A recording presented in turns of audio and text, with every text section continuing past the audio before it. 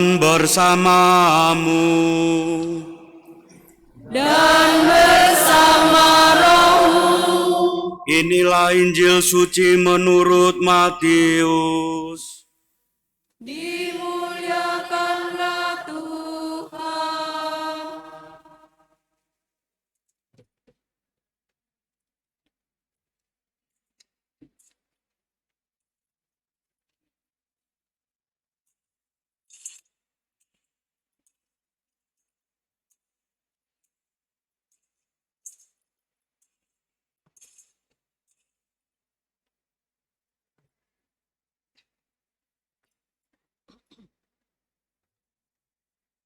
Sekali peristiwa datanglah murid-murid kepada Yesus dan bertanya, "Siapakah yang terbesar dalam kerajaan surga?" Maka Yesus memanggil seorang anak kecil dan menempatkannya di tengah-tengah mereka lalu berkata, "Aku berkata kepadamu, sungguh jika kamu tidak bertobat dan menjadi seperti anak kecil ini, kamu tidak akan masuk ke dalam kerajaan surga. Sedangkan barang siapa merendahkan diri dan menjadi seperti anak kecil ini, dialah yang terbesar dalam kerajaan surga. Barang siapa menyambut seorang anak seperti ini dalam namaku, ia menyambut aku. Ingatlah, jangan menganggap rendah seorang dari anak-anak kecil ini, karena aku berkata kepadamu, malaikat mereka ada di surga dan selalu memandang wajah Bapa-Ku yang di surga." Demikianlah sabda Tuhan. Terpujilah Kristus.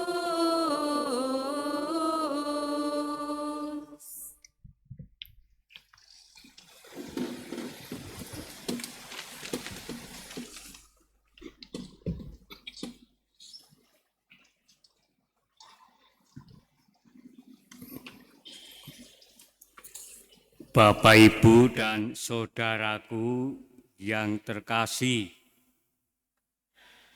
saya pernah berbincang-bincang dengan seorang bapak, membagikan pengalaman sebagai sosok ayah yang membesarkan kedua anaknya sendiri, karena sang istri sudah dipanggil Tuhan alias meninggal. Ia mengaku harus melakukan tugas sebagai ayah dan ibu sekaligus. Masa yang paling sulit adalah merawat anak bungsu yang ditinggal ibunya saat berusia 9 bulan. Ia belajar memasak, menyiapkan susu untuk bayinya, mencuci, menggosok, membersihkan rumah, dan bekerja. Baginya, pengalaman masa lalu adalah guru kehidupan yang senantiasa mendewasakannya sebagai ayah yang terbaik. Kedua anaknya pun bertumbuh sehat, menjadi dewasa, kuliah, dan bekerja. Ia selalu mengingat masa-masa yang sulit itu dengan penuh syukur, karena ia merasakan pendampingan dan penyertaan Tuhan dalam hidupnya. Kini ia tetap mendampingi kedua anaknya supaya mencapai masa depan yang lebih baik lagi. Bahkan ia sempat mengatakan bahwa ayah yang baik adalah malaikat pelindung bagi anak-anaknya. Pengalaman sosok seorang ayah yang saya ceritakan ini masih ada dalam kehidupan Anda, kehidupan kita. Mungkin saja Anda mengalami hal yang mirip. Setelah menunaikan tugas, Anda akan merasa diri serupa dengan seorang malaikat pelindung bagi orang lain. Saudaraku, hari ini Gereja Katolik merayakan pesta para malaikat pelindung. Maka pertanyaan untuk Anda dan saya, kita semua, siapakah malaikat itu? Katekismus Gereja Katolik mengajarkan malaikat-malaikat adalah makhluk rohani yang memuliakan Allah tanpa henti-hentinya dan melayani rencana keselamatannya untuk makhluk yang lain. Dalam segala pekerjaan baik, para malaikat bekerja sama dengan kita. Katekismus Gereja Katolik nanti dibuka kalau punya 350. Maka berkaitan dengan para malaikat pelindung, Katekismus Gereja Katolik pun mengajarkan sejak masa anak-anak sampai pada kematiannya, malaikat-malaikat mengelilingi kehidupan manusia dengan perlindungan dan doa permohonan. Dari Katekismus Gereja Katolik ini, Bapak, Ibu, dan saudaraku yang terkasih, kita semakin mengerti bahwa Tuhan Allah sendiri menugaskan para malaikat untuk mendampingi, untuk melindungi, untuk menggembalakan dan menghantar manusia kepada Tuhan, bahwa setiap umat beriman mempunyai malaikat pelindung yang khusus sejak Anda dan saya menerima baptisan berdasarkan Katekismus Gereja Katolik. Hal ini sesuai dengan sabda yang kita dengar dalam bacaan pertama. Sesungguhnya aku mengutus seorang malaikat berjalan di depanmu untuk melindungi engkau di jalan dan untuk membawa engkau ke tempat yang telah kusediakan.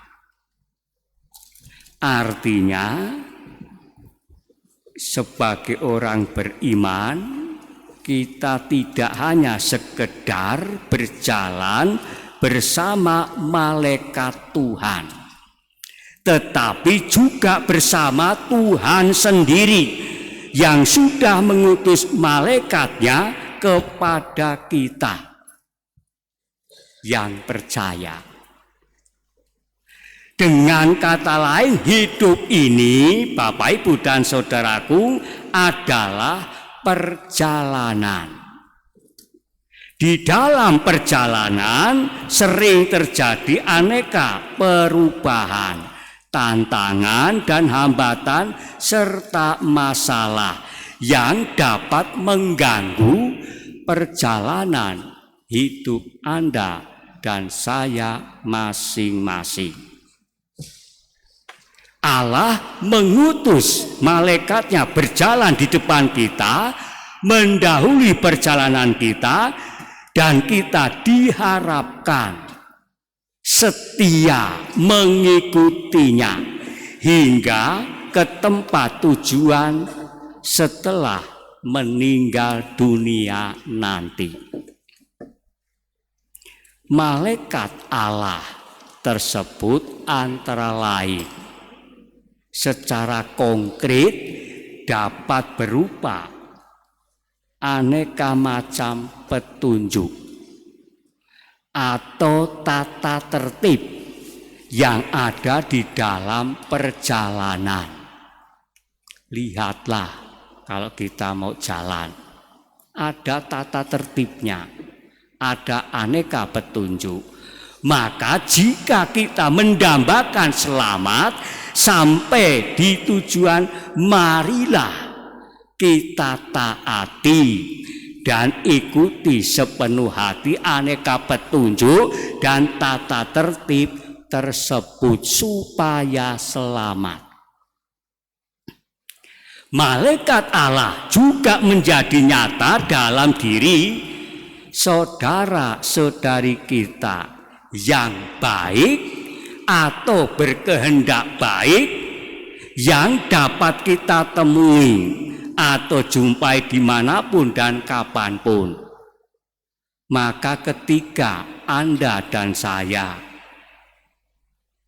kita semua bingung atau frustrasi atau putus asa di dalam perjalanan hidup membangun keluarga suami istri, panggilan dan tugas pengutusan, hendaknya tidak malu untuk bertanya dan minta bantuan kepada saudara-saudari kita yang berkehendak baik tersebut. Malu bertanya, sesat di jalan. Demikian kata sebuah pepatah. Apa yang harus kita lakukan sepanjang hidup ini? Tuhan mengingatkan kita untuk menjaga diri dan mendengar setiap perkataannya, setiap firman-Nya, setiap sabdanya, untuk menjauhi perbuatan-perbuatan yang sering kita lakukan. Jalannya tidak lurus, yakni kejahatan. Lalu kemudian kita diajak untuk melawannya. Tuhan sendiri berjanji untuk menjaga dan melindungi kita laksana seorang gembala yang memperhatikan domba-dombanya. Tuhan mengingatkan kita untuk bertobat dan rendah hati seperti seorang anak kecil supaya layak masuk ke dalam kerajaan Allah. Mengapa kita perlu menghormati anak-anak kecil? Yesus sendiri mengatakan, ingatlah, jangan mengganggu, menganggap rendah seorang dari anak-anak kecil ini, karena aku berkata kepadamu, ada malaikat mereka di surga yang selalu memandang wajah Bapakku yang di surga. Para malaikat adalah mereka yang siang dan malam melayani Tuhan di surga bersama para kudusnya. Bunda Maria sebagai ratu para malaikat, Ratu Rosari, melayani Tuhan dan manusia. Kita semua percaya bahwa Bunda Maria adalah salah seorang perantara doa-doa kita kepada Yesus Kristus Putranya, yang merupakan satu-satunya pengantara kita kepada Bapa. Bukankah kita selalu memohon lewat doanya, Santa Maria, Bunda Allah, doakanlah kami yang berdosa ini sekarang dan waktu kami mati. Amin. Bunda Maria tetap mendoakan kita melalui Yesus Kristus putranya. Dialah yang selalu berbicara dengan Yesus putranya ketika melihat dan mengetahui kebutuhan hidup kita. Kita juga percaya bahwa Bunda Maria sebagai Ratu para malaikat turut serta menghantar kita ke tempat yang disediakan, yaitu surga yang kita dambakan ketika kita dalam perjalanan hidup ini berakhir. Kita patut bersyukur akhirnya kepada Tuhan, sebab Ia juga menjadikan kita sebagai malaikat pelindung bagi sesama yang lain.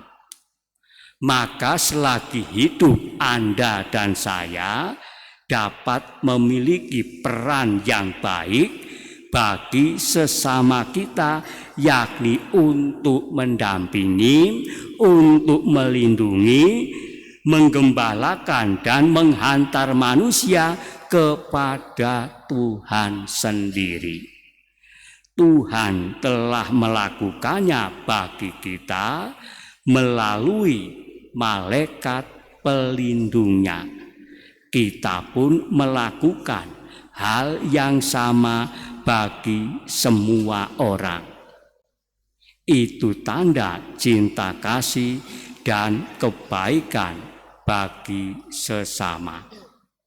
Semoga Tuhan memberkati.